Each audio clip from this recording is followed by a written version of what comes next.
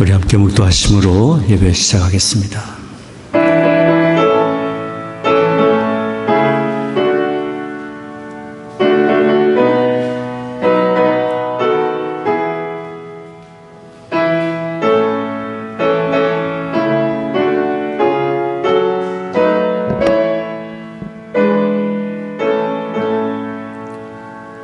여호와의 인자하심과 인생에 행하신 기이한 일을 인하여 그를 찬송할지로다.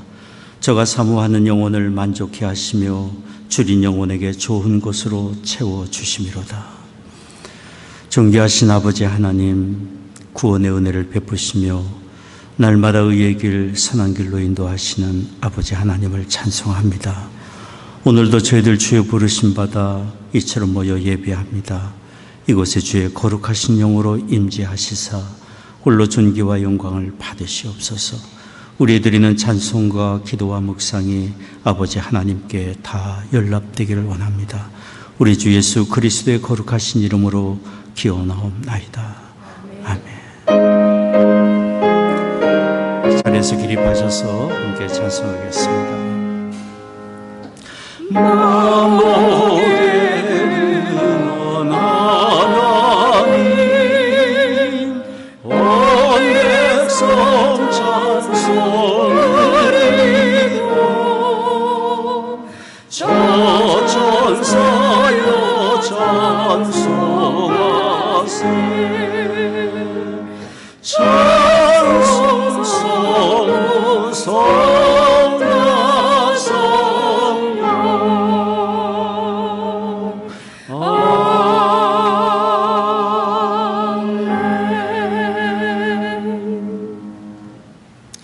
전능하사 천지를 만드신 하나님 아버지를 내가 믿사오며 그 외아들 우리 주 예수 그리스도를 믿사오니 이는 성령으로 잉태하사 동정녀 마리아에게 나시고 본디오 빌라도에게 고난을 받으사 십자가에 못 박혀 죽으시고 장사한 지 사흘 만에 죽은 자 가운데서 다시 살아나시며 하늘에 오르사 전능하신 하나님 우편에 앉아 계시다가 저로서 사한 자와 죽은 자를 심판하러 오시리라.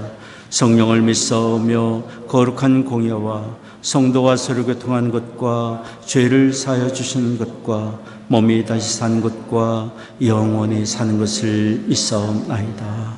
아멘.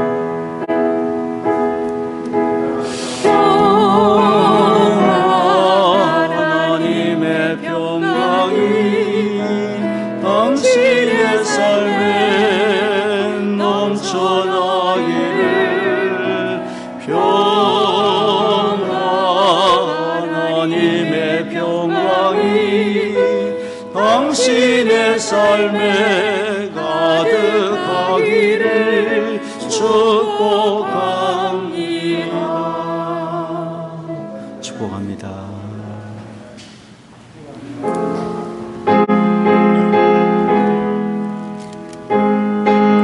(93장) 예수는 나의 힘이요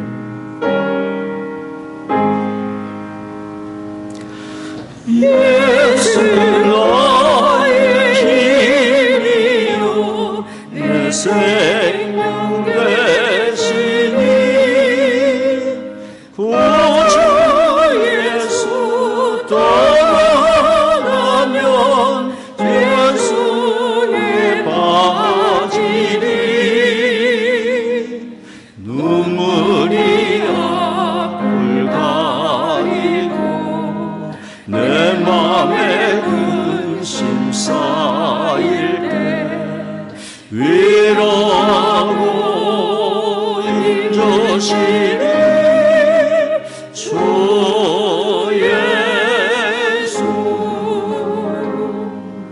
예수는 나의 힘이요 내 친구 되시니 그를 강구하면 풍성이 마르리 햇빛과 비를 주시니 주소할 복식 많도다 귀한 열매 주시는 주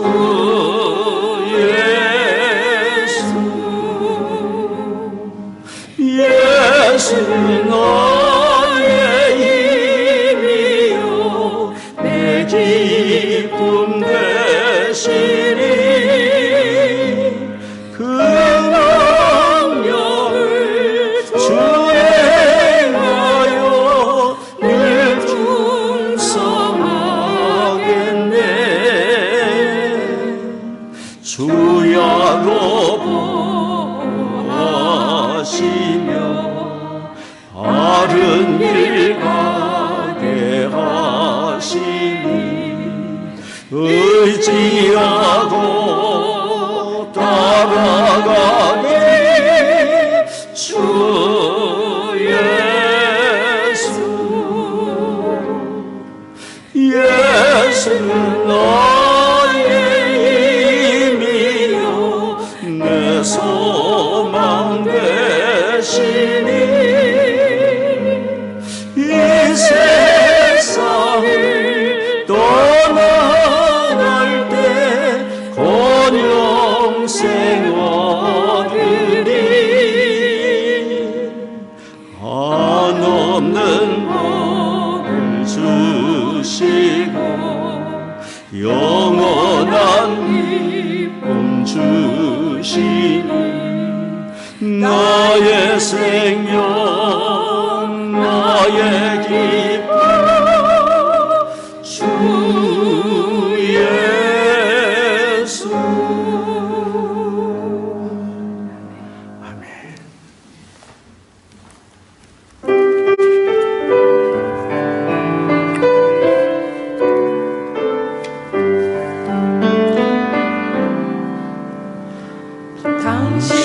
당신이 지쳐서 기도할 수 없고 눈물이 빗물처럼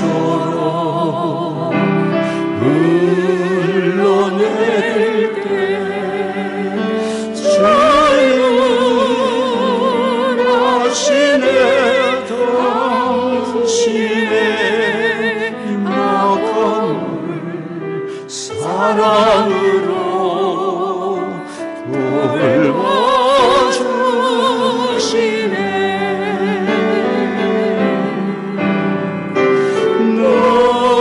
누가 널 위하여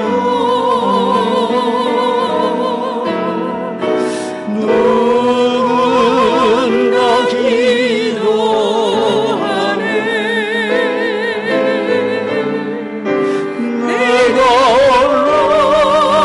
올라오면서 마음이 무너질 때 누군가 널 위해 기도하네.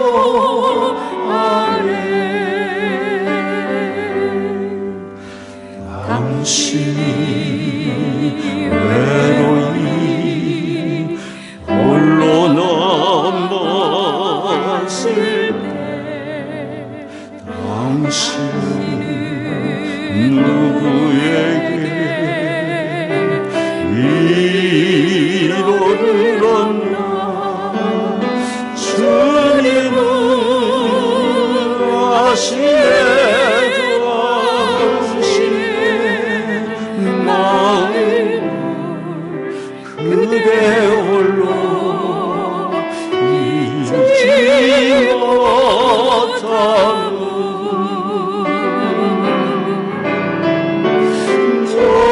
조용히 비대 위에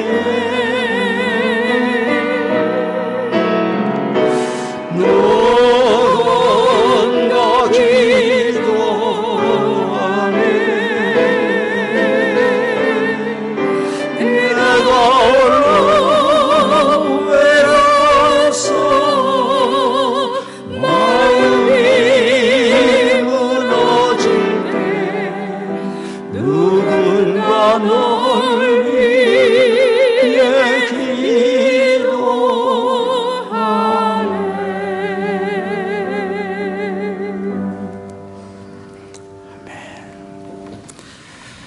승천하신 우리 주님께서 하나님 보좌 우편에서 늘 우리를 기도하고 계시다고 하셨습니다. 교독문 46번 함께 교독하겠습니다. 너희는 마음에 근심하지 말라. 하나님을 믿으니 또 나를 믿으라.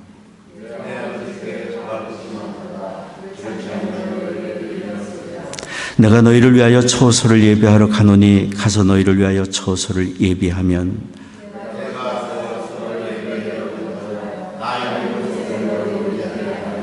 내가 가는 곳에 그 길을 너희가 알리라.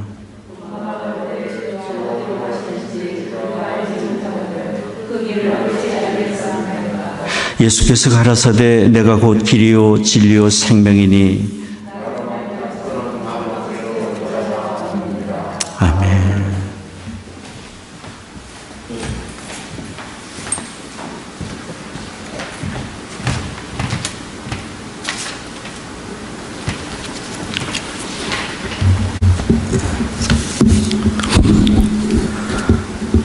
살아계신 하나님 아버지, 주님은 저희들의 힘과 소망이 되십니다.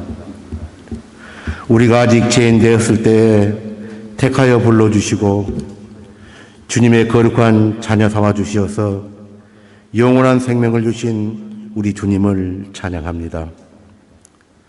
지난 한 주간도 저희들을 주님의 사랑과 은혜의 장중에 붙들어 주시고 거룩하고 복된 오늘 주일 주님의 보좌 앞으로 불러주시어 주님을 찬송하고 예배하게 하시니 감사합니다.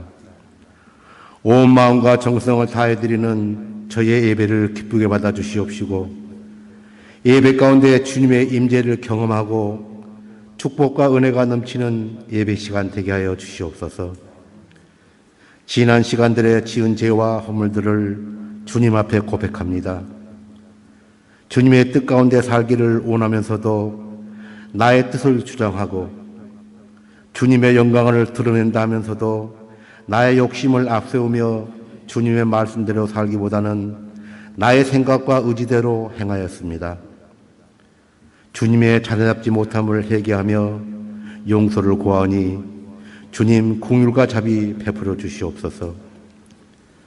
주님의 사랑과 은혜 가운데 살아가는 저희들은 주님의 능력과 인도하심이 없으면 아무것도 할 수 없는 무지하고 연약한 존재들입니다.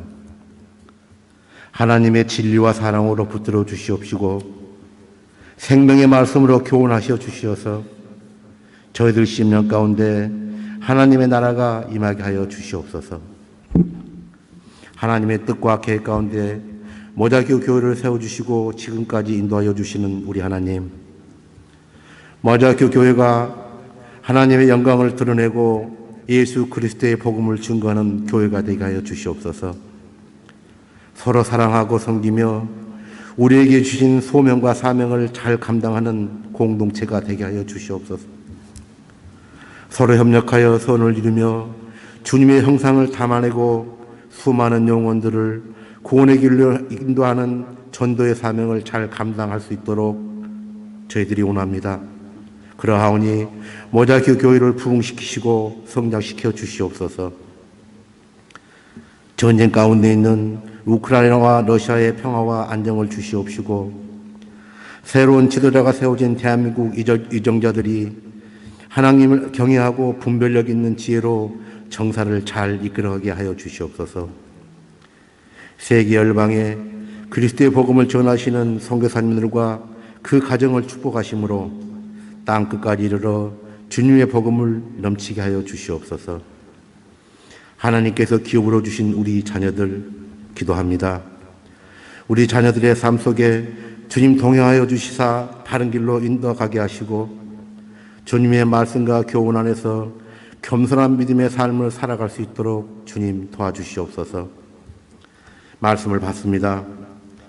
주님의 복된 말씀을 받들고 다니에 쓰시는 이보 목사님께 성령의 능력을 더하여 주시어서 선포되는 말씀이 우리의 능력이 되게 하시사 은혜와 축복이 임하게 하시옵시고 성령 충만함 받아 우리의 믿음이 성화되어 갈 수 있도록 성령님 도와주시옵소서. 감사드립니다. 살아계신 우리 주 예수 그리스도의 이름으로 기도드리옵나이다. 아멘.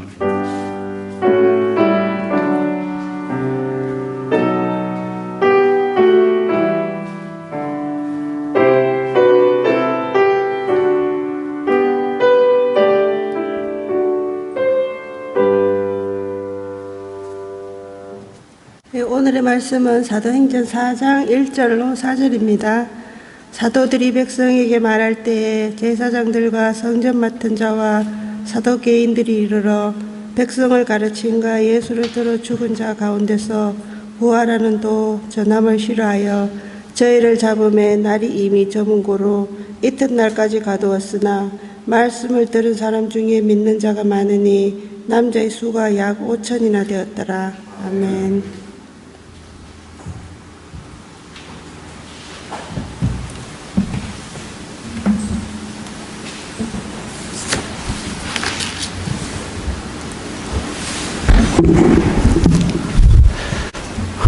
우리가 드리는 예배에 하나님 임재하시고 영광을 받으시리라 믿습니다.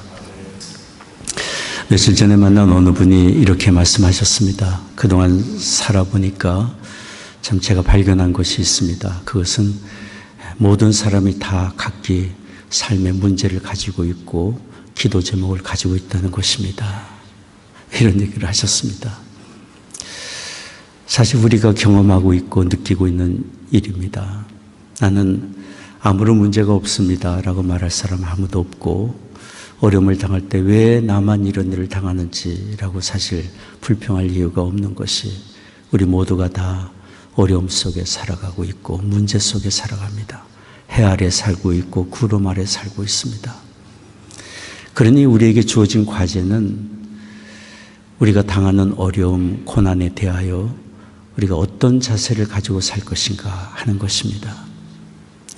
우리에게 닥친 어려운 일들을 이거는 큰 불행이고 나를 실패케 만드는 절망적인 사건이라고 생각하고 두려워하고 떨고 달아나다 보면 그 문제는 우리에게 더 크게 달려들고 우리에게 두려움을 더 크게 줄 것입니다.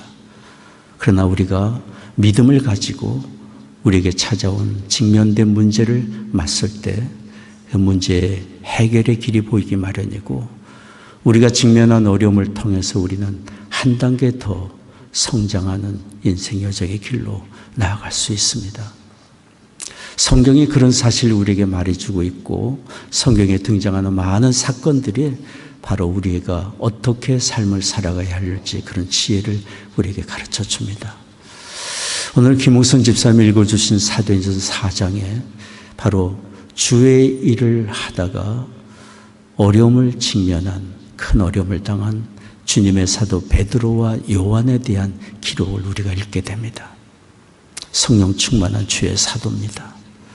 하나님의 돌보심 속에 일을 하고 있는 사람들입니다. 그런데 그들이 주 예수 그리스도 부활하신 주님을 증거하다가 체포되어 감옥에 들어가게 된 것입니다. 오늘 읽어주신 말씀 사도행전 4장 한번 여러분 보십시오. 4장 1절에서 3절까지 말씀입니다. 보이시면 같이 한번 읽겠습니다. 사도들이 백성들에게 말할 때에 제사장들과 성전 맡은 자와 사두개인들이 이르러 백성을 가르침과 예수를 들어 죽은 자 가운데서 부활하는 도 전함을 싫어하여 저희를 잡으매. 여기 사도들을 붙잡은 성전 맡은 자는 성전 경비대장을 말합니다. 성전 경비대장, 제사장, 사두개인들, 이분들은 어떤 사람들입니까? 예수님을 체포해서 고문하고 십자가형을 언도하고 십자가에 못 박아 죽게 한 사람들입니다. 그러니 자신들이 잡아 죽인 예수님이 살아났다고 증거하고 예수님을 믿는 자마다 죄 사함을 얻고 영생을 얻고 그분이 바로 하나님의 아들이라고 증거하는 것이 그들에게 마음에 마땅치 않은 거예요. 여기 2절에 보면 싫어하여, 그들이 예수의 부활하심을 증거하는 것을 싫어하여라고 기록하고 있어요. 싫어했다는 것은 단순한 감정적으로 싫어했다는 표현을 말하는 것이 아닙니다. 마음에 분한 마음을 품고 분하여 그들을 미워하고 증오했음을 표현하고 있어요. 여기 종교 지도자들은 분노해서 사도를 체포했고 그들을 감옥에 던져놓은 것이. 성령의 강력한 역사하심으로 한참 복음이 확산되어 가고 교회가 부흥해 가고 있는 이런 때에 마귀가 가만히 있을 리가 없죠. 마귀는 유대 종교 지도자들을 충동했고 복음 증거하는 길을 가로막고 사도들을 사로잡아 그들에게 두려움을 갖게 하고 다시는 그런 일을 하지 못하도록 회방하는 일을 하게 된 것이에요. 그러나 시험이 극심한 그때에도 사도들을 가두면 다 끝나는 것 같은 그때에도 하나님은 여전히 일하고 계셨습니다. 사도들을 옥에 가두었지만 그들이 전한 그리스도의 복음은 점점 더 확산되어 갔고 복음을 들은 사람들이 또 다른 사람에게 증거하면서 복음은 점점 확산되어 갔던 것입니다. 오늘 읽은 마지막 말씀을 보십시오. 사도행전 4장 4절의 내용입니다. 말씀을 듣는 사람 중에 믿는 자가 많으니 남자의 수가 5,000이나 되었더라. 초대교회가 이루어지기 시작하면서 복음이 증거되고 한 사람 두 사람 예수 그리스도를 믿는 자의 숫자가 합친 것이 5,000이나 되어갔다고 기록하고 있는 것입니다. 남자만 5,000이니 여자와 어린아이까지 합치면 그 수는 이루 헤아릴 수 없이 많은 것입니다. 하나님이 일하고 계신 증거입니다. 그러므로 우리는 어려움을 당하고 내가 고난을 당한다고 생각할 때 낙심에 빠지거나 두려워해서는 안 됩니다. 하나님이 일하고 계시니 우리는 믿음을 가지고 맞서는 그런 힘이 우리에게 필요합니다. 여기 주님의 사도 베드로와 요한은 체포되어 죽을 위기에 처했습니다. 예수님을 잡아 죽인 그들이 어찌 두 사도들을 가만두겠습니까? 그런 죽음의 위기에 처해 있었지만 그들은 믿음으로 행동했습니다. 오늘 사도행전 4장이 보여주는 그들의 믿음의 행동은 우리가 고난 당할 때, 어려움을 당할 때 어떻게 행하는 것이 참된 믿음의 삶인지 믿음의 행동인지를 가르쳐 줍니다. 첫째는 고난 당할 때 우리에게 필요한 것은 하나님을 인정하는 것입니다.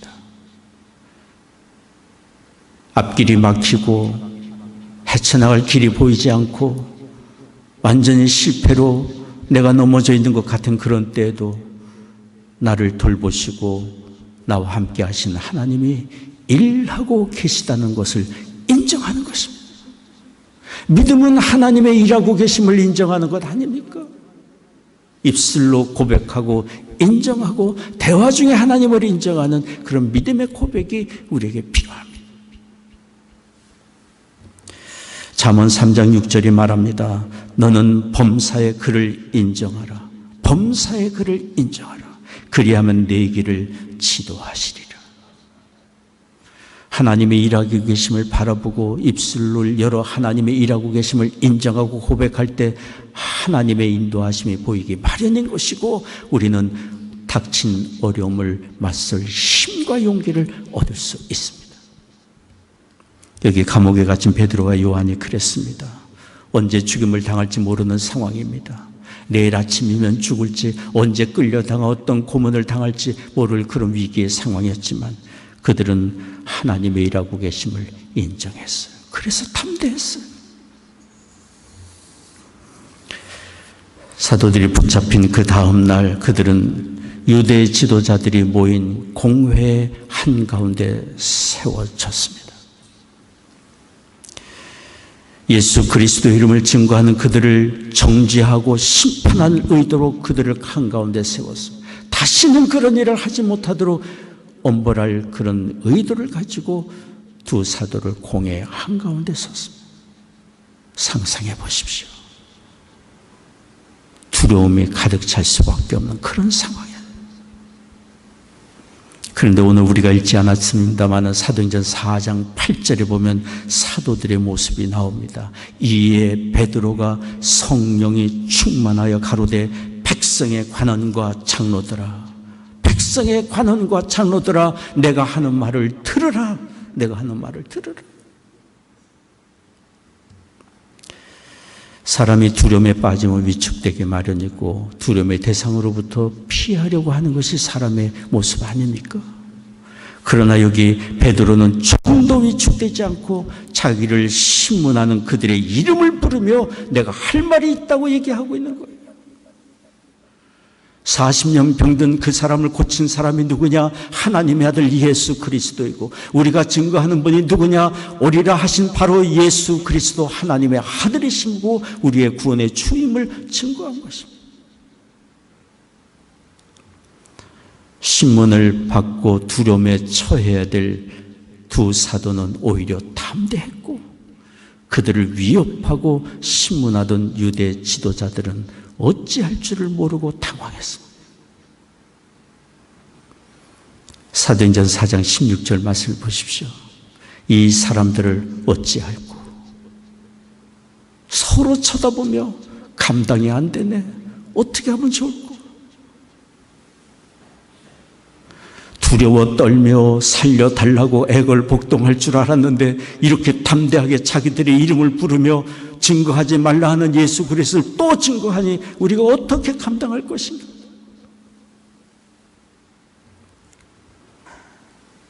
주 예수 그리스도를 구주로 믿고 주님을 따르는 사람이라고 한다면 이 세상을 살아갈 때 우리에게 이런 담대함이 필요합니다. 어려움을 당하고 실망스러운 일을 당할 때도 우리에게 이런 담대함이 필요합니다. 그러나 사실 우리 자신의 삶을 돌아보면 그렇지 못한 삶을 살 때가 너무나도 많아요. 위축되어 있고 의기소침해 있고 주눅 들어 있고 두려움과 염려와 불안과 근심 속에 살 때가 많습니다. 목회자의 저술가인 로버트 모건이라는 목사님이 뒷마당에 양 몇 마리를 키우셨습니다. 약한 짐승인지라 야생동물이 습격하지 못하도록 울타리를 든든하게 치워줬습니다. 안전하게. 그런데도 이 양들은 부스럭소리 만나도 기겁을 하고 펄쩍댔고 토끼 한 마리가 지나가도 벌벌 떨었습니다. 로버트 모건 목사님이 이런 양의 이야기를 하면서 이렇게 말씀하셨어요. 우리가 꼭 양과 같습니다.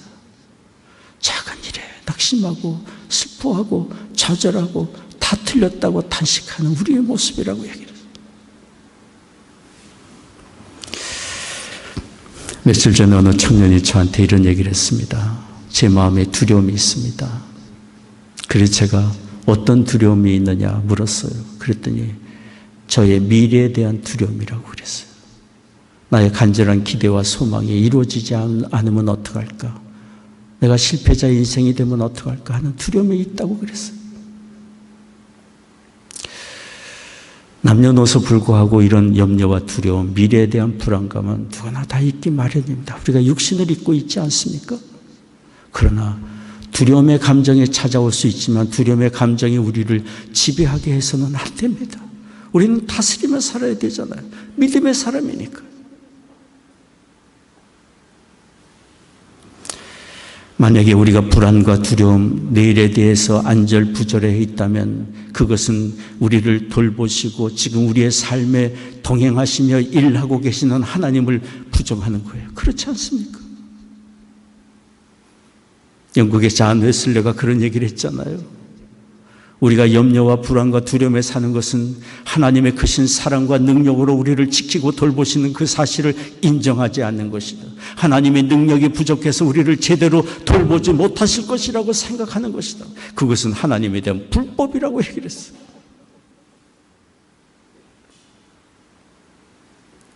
하나님은 우리에게 그렇게 취급을 받으실 분이 절대로 아닙니다. 기도의 능력, Prayer, Asking and Receiving 이란 그런 책을 쓰신 존 라이스 목사님이 계십니다. 전 세계 수많은 사람들에게 영적 영향력을 끼치신 분입니다. 존 라이스 목사님. 이분이 기도의 능력이란 책에서 이런 얘기를 했어요. 걱정이란 우리가 가지고 있는 걱정이란 하나님이 찍으신 마침표에 우리가 다시 물음표를 찍는 것과 같다. 하나님이 괜찮다 하시는데 우리는 다시 정말 괜찮을까요? 일이 안 될 수도 있고 하나님이 응답을 안 해주실 수도 있고 제가 실패할 수도 있지 않을까요? 다시 물음표를 찍는 것이 걱정이라고 그랬어요. 하나님이 다시 마침표를 찍으며 괜찮다 말씀하실 때 우리는 다시 얘기합니다. 하나님이 몰라서 그러시죠. 누구도 실패했고 누구도 일이 잘못되고 저도 잘못되지 않을까요? 물음표를 찍는 일에 전문가인 우리들.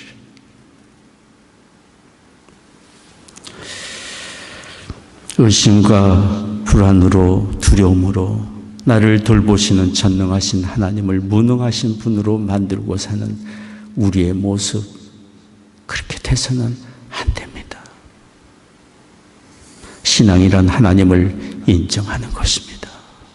나를 기억하시고 나를 돌보시는 하나님을 기억하며 하나님을 인정하는 것입니다.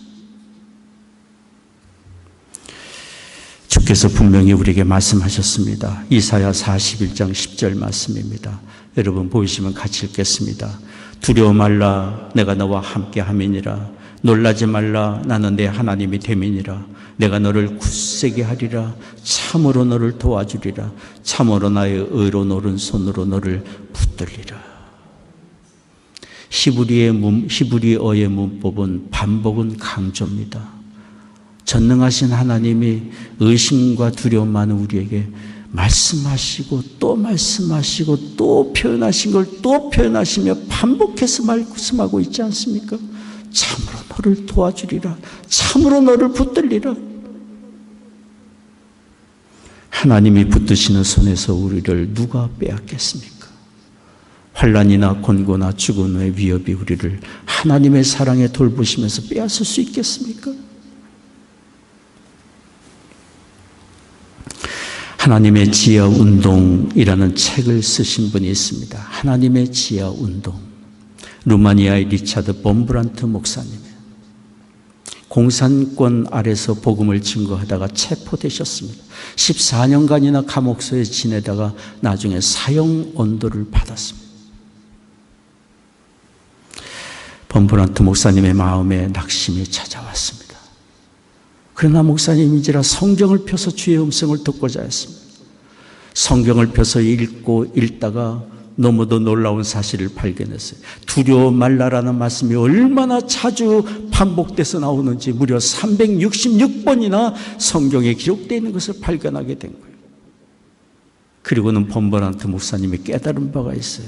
1년은 365일이 아닌가. 그런데 4년에 한 번 윤년이 찾아오면 366일이니 하나님이 그것까지 생각하셔서 366번이나 두려워하지 말라고 말씀하고 계시는구나. 범프란트 목사님은 우리의 삶의 여정에 깊이 관여하시고 우리의 약함을 하시고 말씀하고 계시는 하나님의 뜻을 깨닫고 사형언도 받아 언제 목숨이 이를지 모르는 상황에 있었지만 하나님께 자기의 생명을 미래를 의탁했습니다. 하나님을 인정했어요. 생명의 주관자 되시는 하나님 손에 의탁합니다. 하나님을 인정했어요. 마음에 평안을 얻을 수 있었고 나중에 범브란트 목사님은 살아서 감옥에서 나오게 되었습니다. 그리고 간절히 공산권 아래서 시달리는 루마니아 백성들을 위하여 기도하던 그분의 기도가 응답이 되었어요. 1989년에 공산 정권이 무너지고 민주화가 그 땅에 이루어지게 되고 자유롭게 신앙인들이 예배를 드릴 수 있는 그런 날이 찾아오게 된 것입니다. 하나님이 일하십니다. 그러니 우리는 그 하나님을 인정하는 믿음이 우리에게 필요합니다. 여러분이 너무도 잘 아시는 말씀 시편 23편 말씀입니다. 1절에 4절까지 말씀 우리 같이 한번 자막을 보고 읽으면 좋겠습니다. 여호와는 나의 목자시니 내게 부족함이 없으리로다. 그가 나를 푸른 초장에 누이시며 쉴만한 물가로 인도하시는도다. 내 영혼을 소생시키시고 자기 이름을 위하여 의의 길로 인도하시는도다. 내가 사망의 음침한 골짜기로 다닐지라도 해를 두려워하지 않을 것은 주께서 나와 함께 하심이라. 주의 지팡이와 막대기가 나를 아니하시나이다. 여러분 믿으십니까? 사망의 음침한 골짜기를 지날 때에도 우리가 낙심하거나 두려워하지 않을 것은 주께서 함께 하시고 나를 지키고 돌보아 주고 계시기 때문에 이런 사실을 우리가 인정할 수 있어야 합니다. 두 번째입니다. 고난당할 때 우리에게 필요한 것이 있습니다. 그것은 하나님의 인도하심을 따라가는 것입니다. 비록 더딜지라도 눈에 보이지 않을 때라도 하나님의 인도하심이 드러나는 순간순간 그 인도하심을 따라가는 것입니다. 여기 주님의 사도 베드로와 요한은 하나님의 인도하심을 따라 살았습니다. 예수님을 죽인 사람들, 예루살렘에 가득 찬 유대 지도자들의 권력 앞에서 믿는 사람들이 항상 위협과 죽음의 위경 속에서 그들은 신앙생활을 해야만 했습니다. 그러나 주의 사도들은 예수님의 말씀을 따라 주의 말씀을 따라 분부하신 성령을 기다리기 위하여 예루살렘을 떠나지 않았습니다. 그곳에서 기도하며 그곳에서 주의 뜻을 따라 살았습니다. 하나님의 깨우쳐 주시는 또 말씀을 따라 결혼된 12사도의 한 명을 채우기 위하여 제비 뽑아 마띠아를 찾아 12사도를 채웠어. 복원했어. 하나님의 말씀을 따라 성령의 감동을 따라 교회 공동체를 이루고 하나님의 말씀을 열심히 가르치고 사랑의 교제를 나누며 온 예루살렘 도시에 소문을 날 정도로 구제하고 섬기는 아름다운 공동체를 이루게 된 것입니다. 그리고 그들은 또 주의 말씀을 증거하다가 체포되어 감옥에 갇혀 언제 죽임을 당할지 모르는 상황에서도 하나님의 인도하심이 분명히 있음을 믿고 주의 인도하심을 기다린 것입니다. 우리가 하나님의 일하심을 믿고 인정한다면 하나님의 때가 있음을 믿고 그의 인도하심을 받아 사는 그런 믿음이 필요합니다. 우리의 삶의 최고의 지혜는 무엇입니까? 우리의 삶의 최고의 지혜는 하나님의 뜻을 구하고 그 뜻의 인도하심을 받는 것입니다. 잠언 16장 9절이 말씀합니다. 사람이 마음으로 자기의 길을 계획할지라도 그 걸음을 인도하는 자는 여호와 신이라.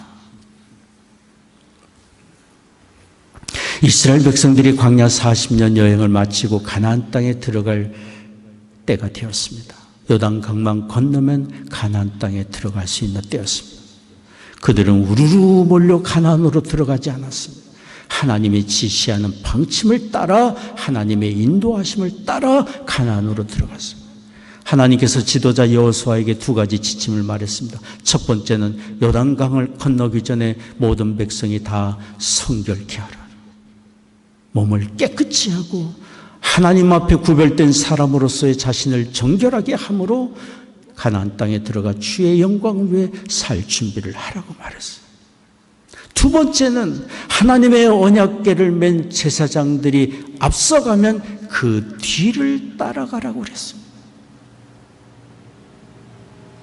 하나님의 언약궤를 따라가는 것이 무엇입니까? 오늘날 우리가 그 말씀을 적용한다면 주의 말씀을 쫓아가는 것입니다.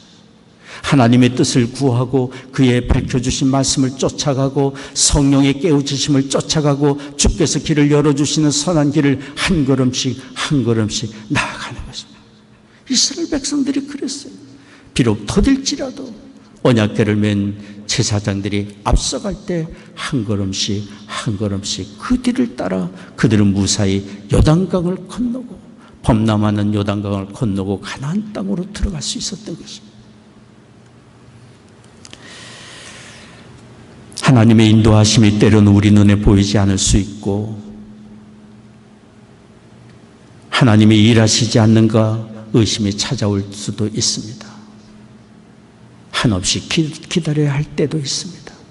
그러나 하나님은 분명히 일하시고 하나님의 선하신 때는 반드시 우리 앞에 있습니다. 그러니 주의 때를 기다리는 믿음이 우리에게 필요합니다. 중국에서 선교 사역을 감당했던 영국의 허드슨 테일러가 이런 얘기를 했습니다. 주님, 저는 주님께서 길을 열어주실 때까지 기다리렵니다. 저는 주께서 길을 열어주실 때까지 기다리렵니다. 허드슨은 이처럼 하나님의 인도하심을 기다리며 절대로 서두르지 않았습니다. 작은 일에 낙심하거나 슬퍼하지 않았습니다. 하나님의 때가 있음을 믿었기 때문에 한 걸음씩 한 걸음씩 주의 인도하심을 따라갔습니다. 그런 허드슨 테일러를 통하여 중국 내륙 선교 혁명이 이루어지게 된 것을 우리가 압니다.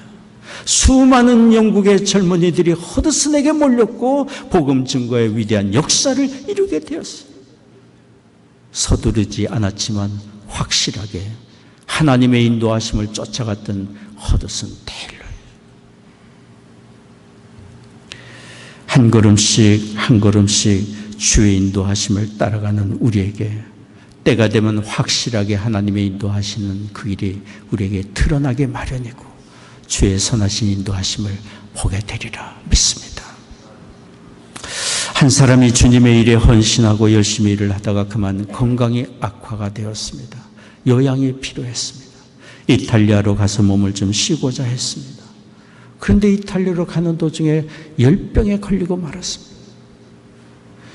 그는 열병에 걸려 그만 눕고 말았습니다. 조금 기력이 회복이 됐을 때 요트를 타고 계속해서 지중해를 건너 목적지를 향해 가려고 했습니다.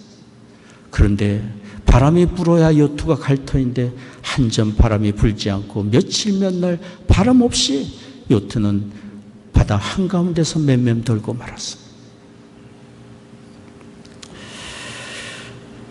그가 할 수 있는 일은 바다 한복판에서 아무것도 없었습니다. 그는 손실로 들어가 하나님과 씨름했습니다. 하나님 왜 이러시나요? 하나님 저한테 왜 이러세요?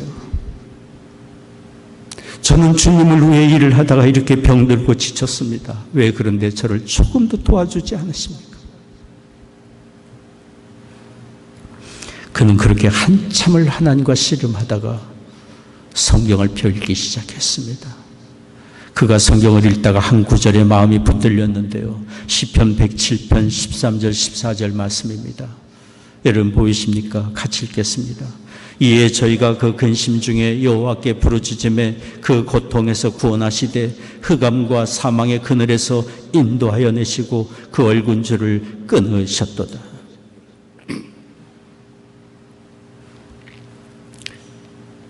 하나님이 그의 기도를 들으시는 것을 알았습니다.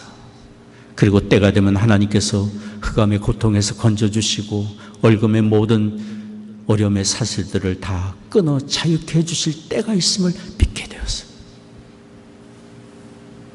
그는 하나님의 인도하심을 기다렸습니다. 바로 그분이 우리가 늘 부르는 찬송가 429장을 지으신 존 헨리 뉴먼이라는 분입니다. 내 갈 길 멀고 밤은 깊은데 빛 대신 주, 내 갈 길 멀고 밤은 깊은데 빛 대신 주, 저 번향 길을 향해 가는 길 비추소서. 내 가는 길 달지 못하나 한 걸음씩 늘 인도하소서.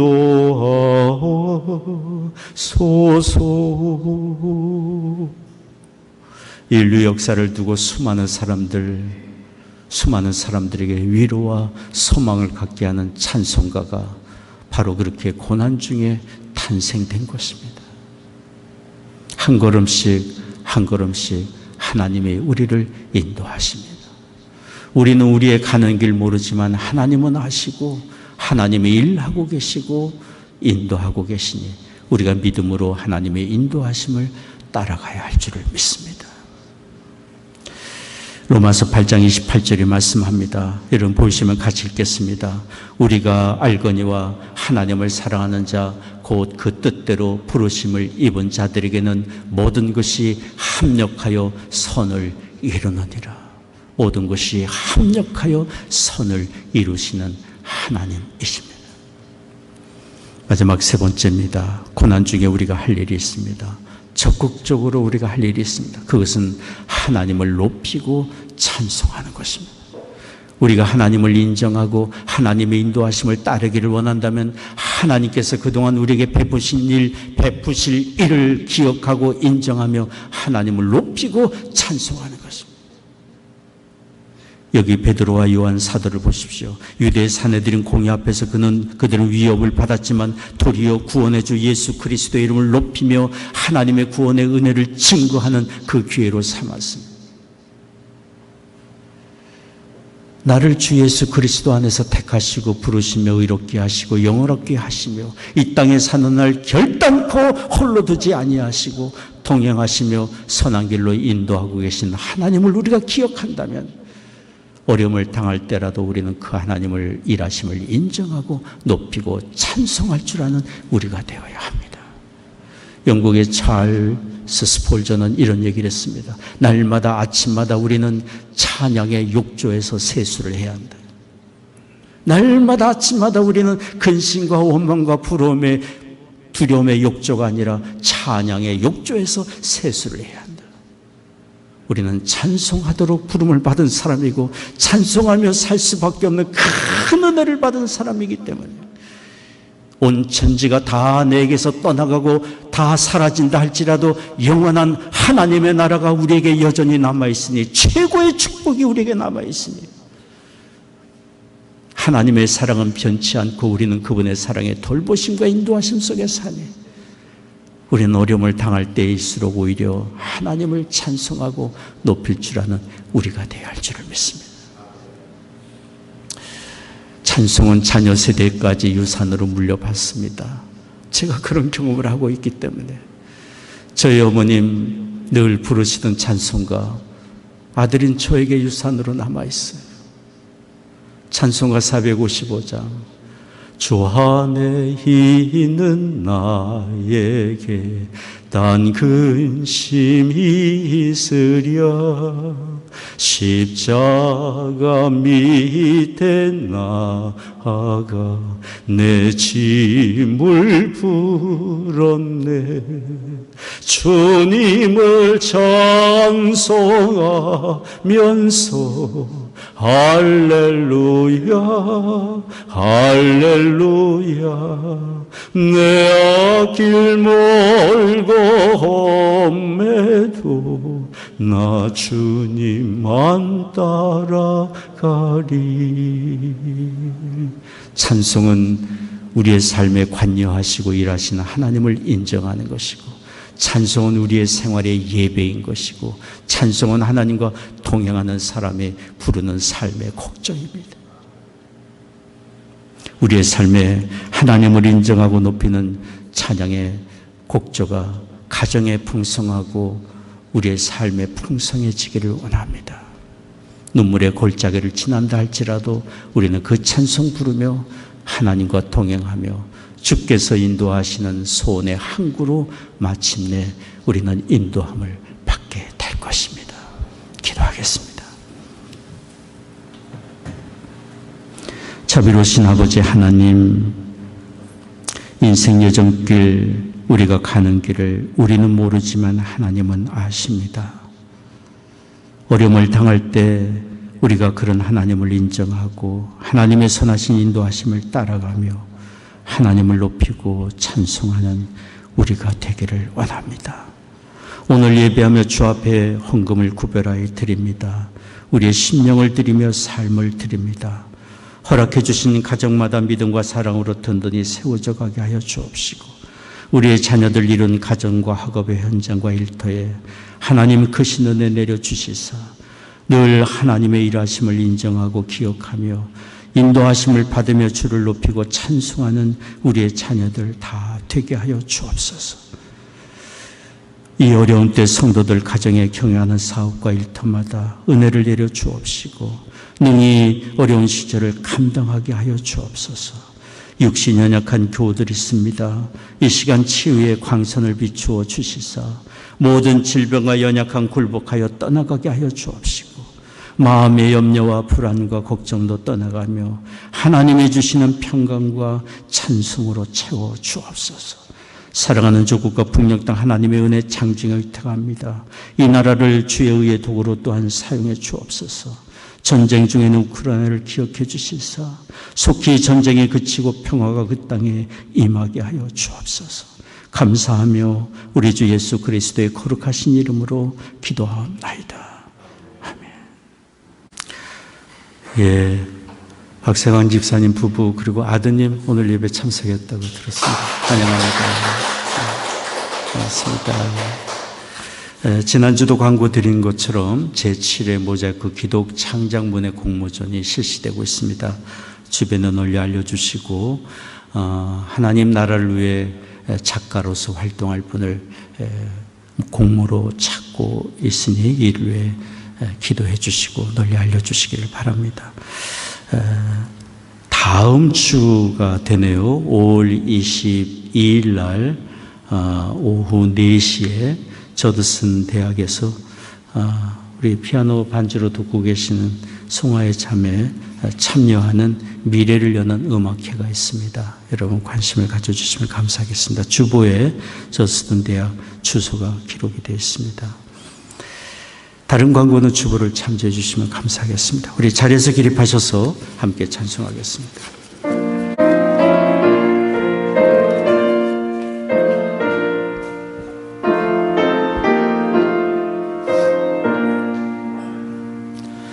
먹으신 것 정말하라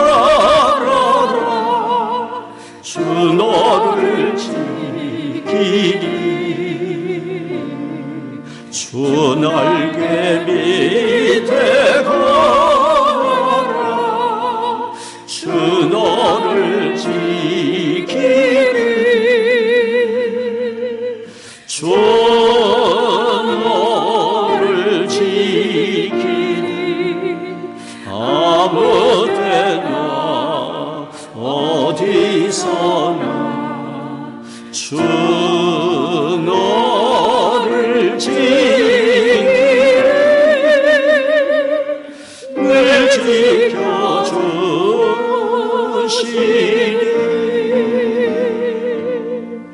어려워 나신 때에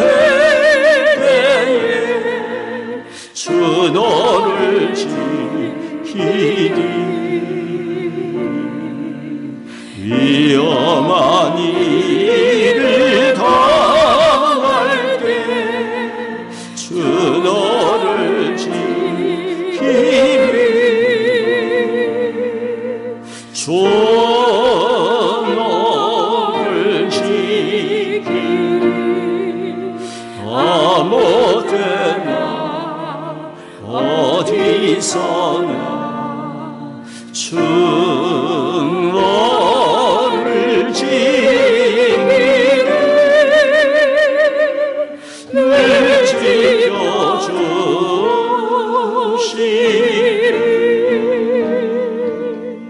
무엇을 건네리하시고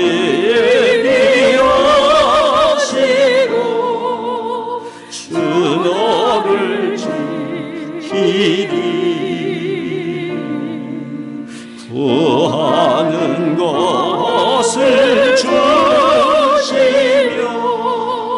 주 너를 지키리 주 너를 지키리 아무 때나 어디서나 주 너를 지키리 늘 지켜주시리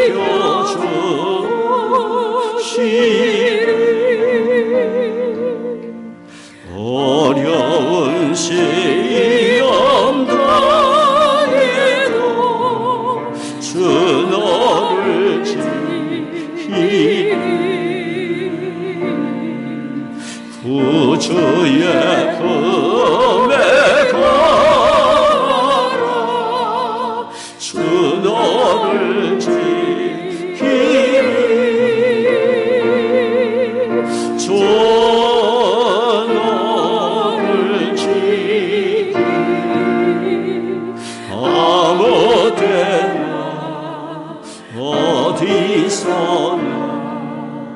증언을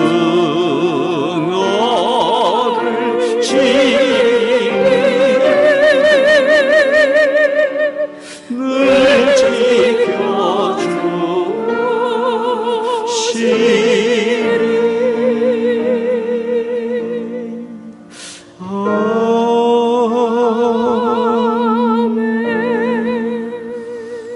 기도하겠습니다.